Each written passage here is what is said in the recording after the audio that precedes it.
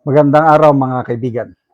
Bigyan natin ng reaction opinion itong post GMA News.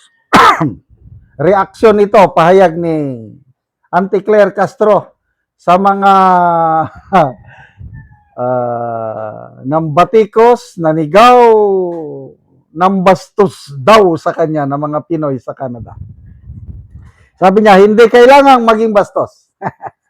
Ito ang naging tugon ni Palace Press Officer Yusek Claire Castro kaugnay ng kumakalat na video sa social media kung saan nilapitan at kinuyog umano sila ng isang grupo ng mga Pilipino sa Vancouver, Canada. Sinabi ni Castro na hindi na nila naipagpatuloy ang kanilang pagkuha ng reels. Matapos silang sundan at batikusin ng grupo na aniyay sumisigaw ng mga katagang magnanakaw at tinawag pa siyang pangit, sinungaling. Narinig ko pa nga, PI. Minura siya. PI. Grabing galit. Inamin din ni Castro na nakaramdam siya ng pangamba dahil dalawa lamang sila ng kanyang kasamahan nang mangyari ang insidente at hindi nila alam kung maaari silang saktan. Siguro yung grupo naman nila parang kung sino man yung iniidolo nila, parang sanay na sa violente. Yung pagiging violente, so syempre, hindi namin alam. Back to you, Auntie Claire. Anong kasabihan natin? Kung ano ang iyong itinanim, yun din ang inyong aanihin. Okay. Bilang mukha ng presidente, tagapagsalita ng presidente.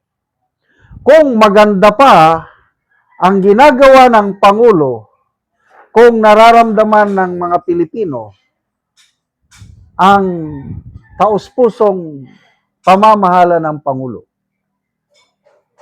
hindi magiging ganyan ang mga Pinoy sa Vancouver, Canada. Kailang ito na yung sinyales ng social volcano. Galit na ang mga Pinoy all over the world sa nakikita nilang corruption. Kasi ang sinisigaw ng mga tao na kinuyog si Auntie Claire, corruption, flood control, ibalik ang aming pera. Ganun. Sinungaling. Pangit. Mabuti namin niya, part of expression. Hindi naman siya sinaktan. Sinigawan lang. Meron bang violation sa batas? Wala naman akong nakikita. Kasi sana maging eye-opener ito sa palasyo. Canada na yan How much more dito sa Pilipinas? Subukan nyo ko Auntie Claire, ikaw lang mamasyal. Kayong taga-PCO, kayo lang. Tingnan natin anong mangyari sa inyo. Baka ganyan din. Although, I'm sure, hindi kayo sasaktan. Kaya lang sisigawan kayo ng galit na Pilipino na niloloko ng gobyernong ito. Bakit niloloko? Kung ano-anong sinasabi nyo na ang Pangulo nagtratrabaho para sa inyo. Ang Pangulo masipag, ginagawa niya ang lahat para mapagsilbihan ang sambayan ng Pilipino. Sa inyo lang yun. Anong dating naman sa ordinaryong Pinoy? As in, wala. Kaya, itong mga pangyari itong sa Canada, tip of the iceberg kung mga indikasyon lang yung frustration, galit ng nakakarami sa sambayanang Pilipino. Tingnan natin ang reaksyon 33,000 ang nag-react. 28,000 ang tumatawa, 4,000 plus lang ang nag-like. Percentage-wise, more than 90% ang hindi naniniwala kay Auntie Claire, hindi naniniwala sa gobyernong ito. Wala na. Kaya nga, negative 13. Negative 15 na ang net satisfaction rating ng Pangulo. Kasama na si Auntie Claire dahil sa kanyang style, lalong nagagalit ang taong bayan sa administrasyong ito. Yung style ni Auntie Claire. Kaya pabayaan lang natin sa Auntie Claire na habang nandyan ang Pangulo sa palasyo, siya rin ang palace spokesperson para lalong magalit ang taong bayan sa kanya. Oh, Neil Gikaw sabi, deserve!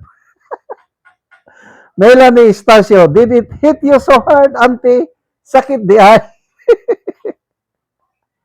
Amado Jr., dami ko tawa, mga negative 15. Josel Carlos, shame. Literal na shame on you talaga, auntie. Coming from you pa talaga, auntie. Masakitan man noon. Ang bongga. And every action, there is always an equal reaction. What you get, Auntie Claire, is the reaction of your action. Correct. Kung ano nga ang iyong itinanim, yan ang anihin mo. So, sana magising si Auntie Claire na Canada yan na subukan niya kaya mamasyal sa Metro Manila o lalo na dito sa Mindanao. Pasyal-pasyal sa Auntie Claire pag makita ko. Hindi ko alam anong gagawin ko. Basta ibubuhos ko rin ang aking pagkadismaya sa gobyernong ito kung makita ko si Auntie Claire. Oh, it's crying time right now for Auntie Claire Castro. I can see that faraway look in her eyes. I can tell by the way she speaks in public that it won't be long before it's crying time. Pasensya ka na, Auntie Claire. Ganyan lang talaga ang buhay. Sana hindi na maulit yan. Deserve. Salamat mga kaibigan sa inyong pagsubaybay sa channel nito. Nakakatulong kayo ng malaki sa tribong Talandig ng Bukidnon dahil ang sweldo natin sa channel na ito is pantulong po sa tribo. Namimigay tayo ng mga libreng yero at pako para makapagpatayo sila ng mas maayos na tirahan. Panoorin nyo ang video nito. Ang ipatindog nga balay ni Wernel sa natabangan namo og yero nga taga Sitio Kalapat. So mo na ni ang iyang pag-aatopan karon sa tabang nga yero. Mo na ni ang yero nga gitabang nga iatop karon.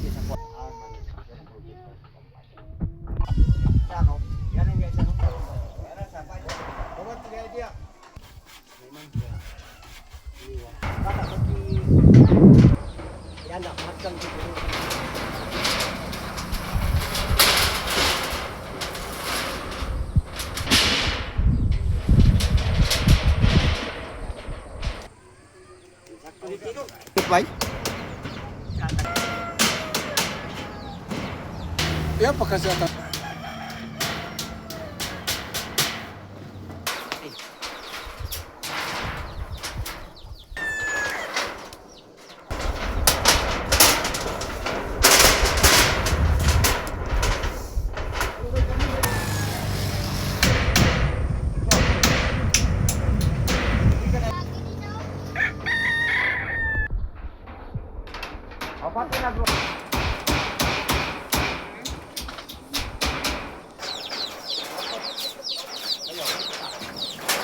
O karon managid sa pag-atop ang ginatabang nga yero.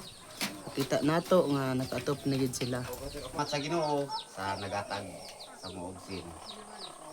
Hinaot ko nga. Ang Ginoo na ay bala siya.